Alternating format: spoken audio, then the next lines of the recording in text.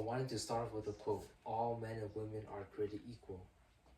However, I think that quote could have been farther from the truth. For example, two people born in the same neighborhoods are already different in terms of socioeconomic, nationality, activity, and status, along with other factors that make up our lives. However, it does, ask us and makes us wonder, what is our intersectionality?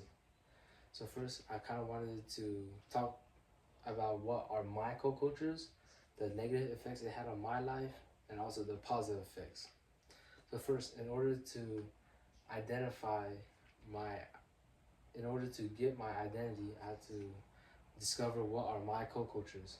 So I believe mine are being Asian, um, short, a student, straight,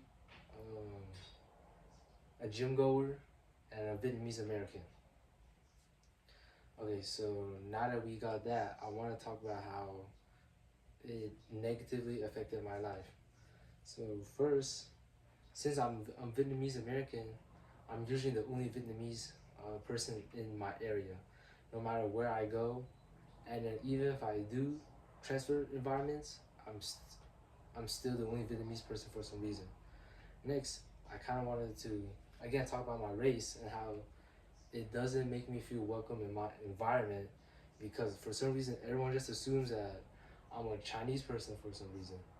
Even though I may be in a densely located Chinese area, people still assume I'm Chinese, and they're uh, not ashamed of themselves.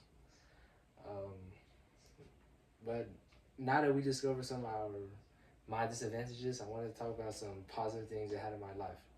So, for example, my Vietnamese heritage heritage history is also celebrated in the U.S.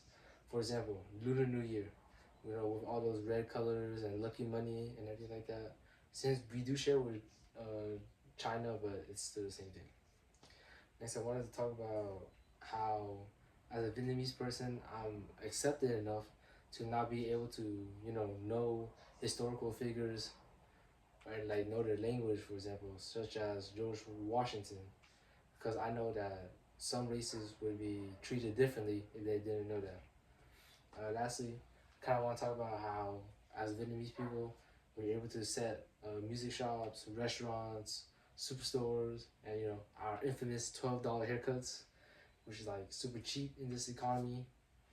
And I want to talk about how that's a privilege because we had that rights when other people didn't have their rights. So to sum it up, now that we know what my co-cultures are that make up my identity, the negatives it had on my life, along with the positive things that it did for me. So I do want to say that our co-cultures isn't just based on race and based on a lot of other factors that I mentioned earlier, such as gender, social economic, status, and a lot more than just that. However, I do want to mention that our goal as society is to make it so that all identities are accepted because we're all different in our own little ways.